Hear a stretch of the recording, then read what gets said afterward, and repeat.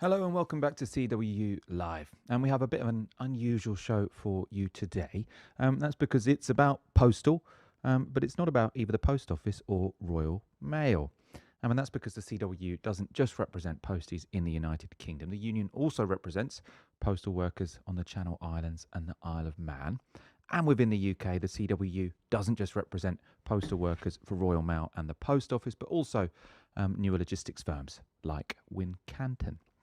Now, the man in the union responsible for representing workers at Wincanton, as well as Isle of Man Post and Jersey Post, is Steve Halliwell. He's got lots of other responsibilities as well. He's also a Postal Executive Council member, and he joins me now. Thank you so much for joining us on the show today. Let's begin by getting you to introduce yourself, what you do for the CWU. Yeah, so good evening. I've been a trade union official for 28 years now. So in the last 8 years, I've been on the postal executive, doing some work on the national executive in between elections. And in a nutshell, I resolve issues on behalf of the members and also look to promote the terms and conditions in different businesses. So I've got quite a large remit from network drivers, 7.5-ton drivers, right through to postal workers and mail centres, etc. So quite a large remit. And so, as I said in the intro, mostly on this show, if we're talking about the postal sector of the union, we're talking about Royal Mail, and then sometimes we talk about the post office. You represent workers in a completely different company, Wincanton, as well as Royal Mail workers, of course, but we're focusing today on Wincanton and these other companies. Could you talk about that? I suppose, first of all, maybe introduce to our audience how it's the case that the CWU does represent people in companies other than Royal Mail and the post office. On the postal side, of course, on the telecom side, there's BT and lots of other companies, but on the postal side.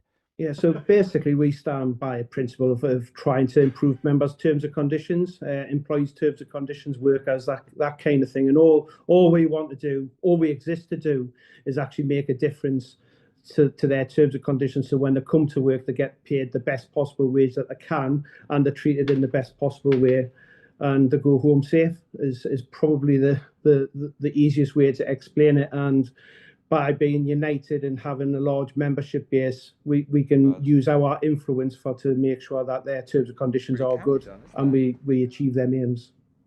And Wincanton is a logistics company. I suppose just introduce me to what CWU members working for Wincanton do. So Wincanton is a global company, but the specific contract and recognition that we have is called Wincanton Screwfix at the Trenton site. And just around the corner from Stoke City football ground, actually. And basically what they do is they fulfill orders from customers of Screwfix and they post them via Royal Mail and other logistics companies all around the country. And we do the final mile in the likes of Royal Mail, logistics, that kind of thing. So we're kind of interlinked, although they're a company in their own right. And I suppose sort of tell me about the issues you faced as a union rep sort of in that company, because our audience will hear a lot about the issues in Royal Mail and the post office. I just wonder if you could sort of introduce us, what are workers in Wincanton struggling with? Yeah, so there's many different grades is probably the start point, and many different rates of pay, but because of the minimum wage, one of the grades in Wincanton Screwfix was on the minimum wage, and that's probably been one of the biggest issues that I've experienced since taking over, looking after their terms and conditions since February. And that's been a huge objective of mine and the CWU to make a real difference to their terms and conditions and not have them looking over their shoulder at the minimum wage. And so I understand there was a pay deal struck quite recently, wasn't there? So sort of what were the details of that? How did that come to pass? Yeah, so I took over in February, and the first objective was to raise our members out of the minimum wage arena, and we've been gradually doing that, and I'm actually at the Wincanton Screwfix site right now. I've just done a town hall meeting, talking to many of the members there, and explaining what the pay deal is, and what we've got there is for the grade that was on the national living wage, or the minimum wage, as I like to call it. We've got them members between 5.7 and 12.9% pay rise, depending on what shift that they work, and what allowances they receive. So that's been a real positive. And all of the other grades that were significantly above the minimum wage, we've got them above inflation pay rise from all backdated to the 1st of April. So I think we've done pretty well. And we've maximised the monies that were available. And how is it organised in terms of these different employers? So do the Wincanton members have their own branch, or will they be part of branches with also people working for Royal Mail and BT? Sort of talk to me about how that works and maybe what the challenges there might be. So currently they are a section in their own right in a branch, which would obviously be looked after by a bigger branch. But on site, we've got quite a few reps that look after industrial relations and safety, and them reps, are supported in doing that. So it's a bit like the structure in a normal branch, but at the moment we don't have a full-time representative there. But that's part of the pay deal that we're going to look at improving the recognition agreement, so we've got better representation on site. And is the CWU looking to expand into other companies in deliveries and logistics? Is that sort of something that's on the mind of you and others in the union? I think that we're always on the lookout to organise other workers and improve their terms and conditions. I wouldn't say there's any no-go zones. Obviously, we're bound by the TUC guidelines on where you can operate and who has bargaining rights in different sectors. But we're looking to expand, and Wincanton Screwfix was a prime example of that, where we did look to expand, and we've got recognition there. Let's talk about Isle of Man Post. Tell us what's going on there. So Isle of Man Post Office, I've been looking after that now for 6 or 7 years now, and we have just struck a pay deal there. I'm really happy with that pay deal. It's more than double the rate of inflation. So inflation there was 2.6%, and we've achieved a 6% pay deal for them members, flowing through to overtime rates, etc. So quite a significant pay deal. Some of the issues that we've had to deal with is, obviously it's an island, and everything comes by boat now, and the tides and the weather affect the service. So we've had to look at how we can maximise the mail that comes to the island and customers that come to the island, which in turn protects jobs for our members. So we've made sure that we've been looking at how we can grow that company for our members' benefit, and that's excellent. I mean, as an example of that, last year we agreed to increase the bonus payments available, which was a share of profits. We went from 10% to 20% share of profits this year, and that pay deal is going to bear a significant sum of money for our members. Over £1,700 is the payment pro rata, but quite a significant payment. So we've been our negotiations that are led with the local union there have really done well. To be fair, I'm really proud of that pay deal, and I'm going over there to explain that very soon. I mean, I suppose on a basic level, how does Isle of Man Post work? Is it nationalised? Is it privatised? How does it compare to Royal Mail over in the UK? So on the island, it's still part of the Isle of Manx government, but it's kind of freelanced out, but with specific links to that, and that's all well and good. But about 7 years ago, we had a dispute there, which because of the government's decision to move people to weighted roles. So how important and risky a job was that you got a higher rating, waiting of a job.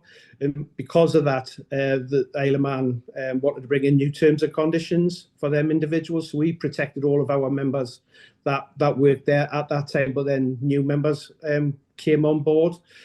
Under this pay deal, we've managed to remove more than two of them grades and move everyone significantly up the pay bands. So again, them members are going to get a huge pay rise as well, which again, very, very happy.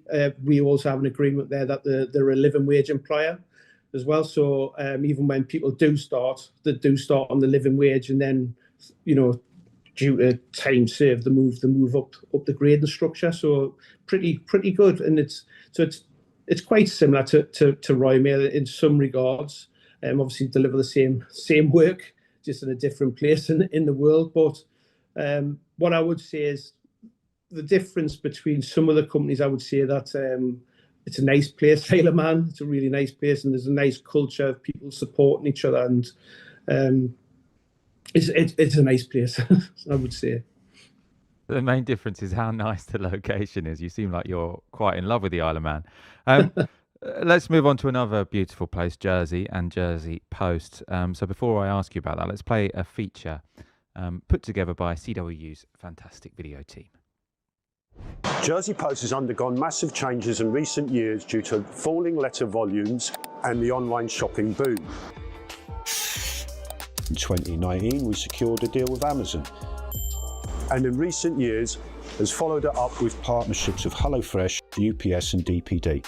We also deliver the JEP, which is our local newspaper, making us a very diverse company.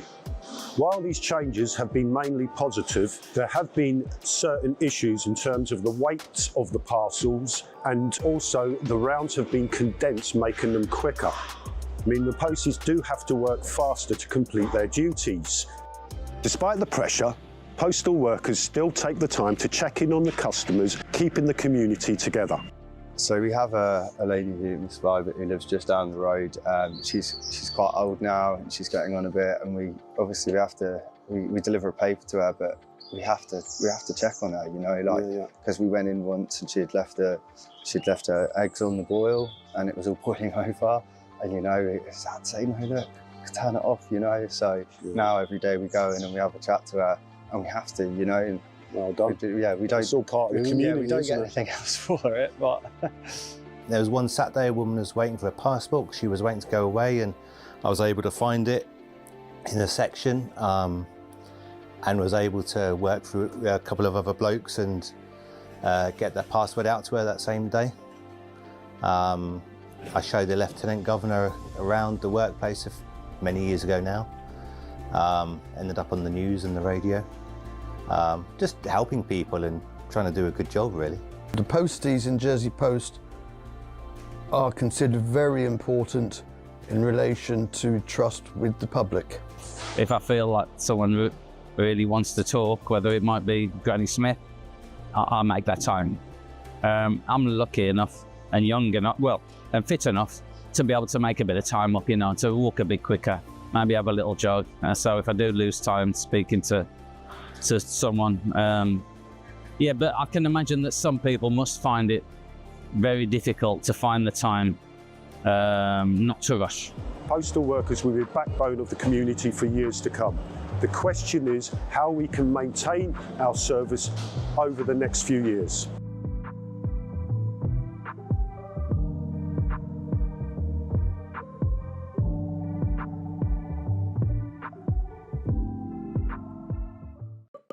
Well, that was a very interesting feature. I enjoyed that. Steve, let's go to you. Can you talk to me a bit about your experience working with the CWU members on Jersey?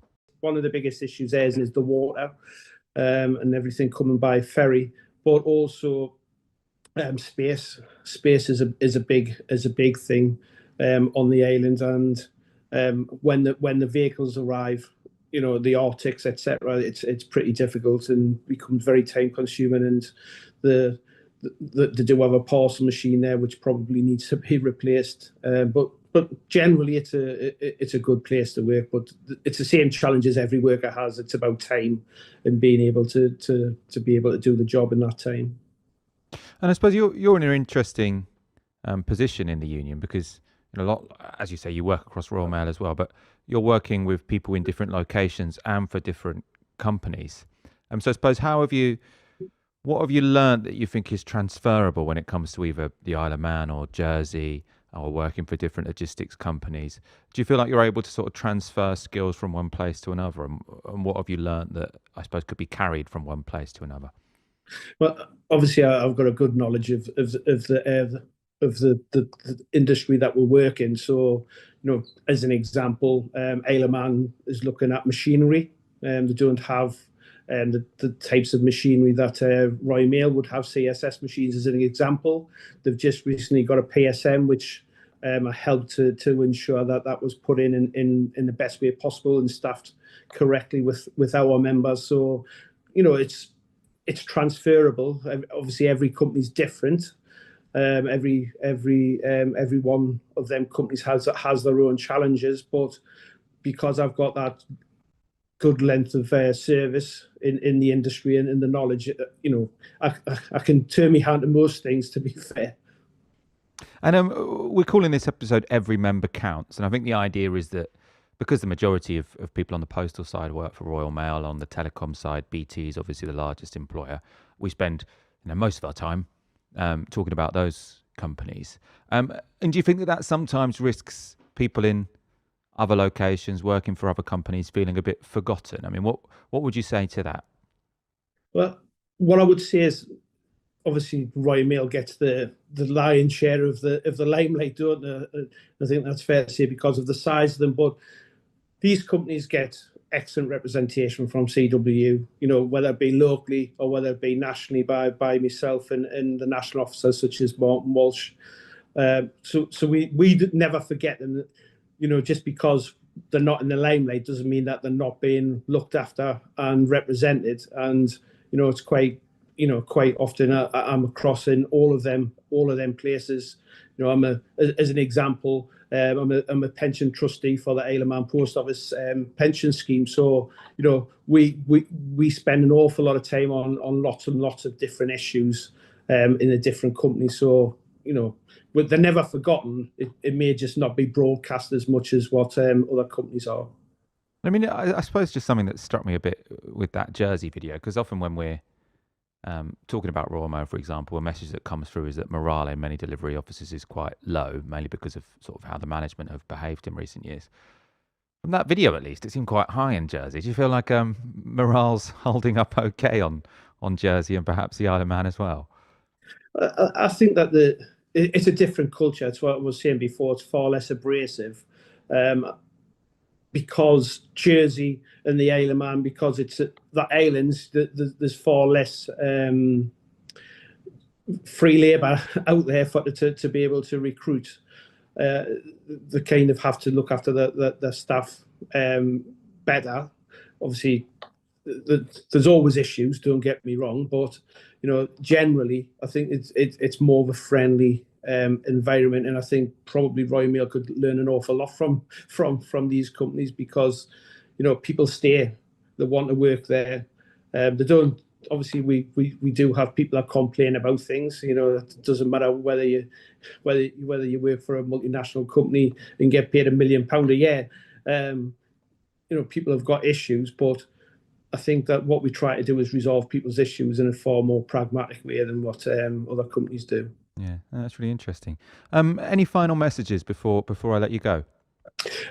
All I would say was, and this goes for all of the companies, obviously, that we've talked about today, the only way that we can make sure that we stay strong and represent workers and improve their terms and conditions is if they're in the union. So if you are watching this and you haven't joined, make sure you do join. We're going to have 2 pay deals that go out to ballot very soon. One in Isle of Man Post Office and one in Wincanton Screwfix. And only members get a say, only members get a vote. So if you're not in, you don't get one. So I would say get yourself joined up. It's minuscule the amount of money that you pay for what you receive in return. Steve Halliwell, thank you so much for joining us. It's been a really interesting conversation. I've learned a lot. Thanks very much. Cheers.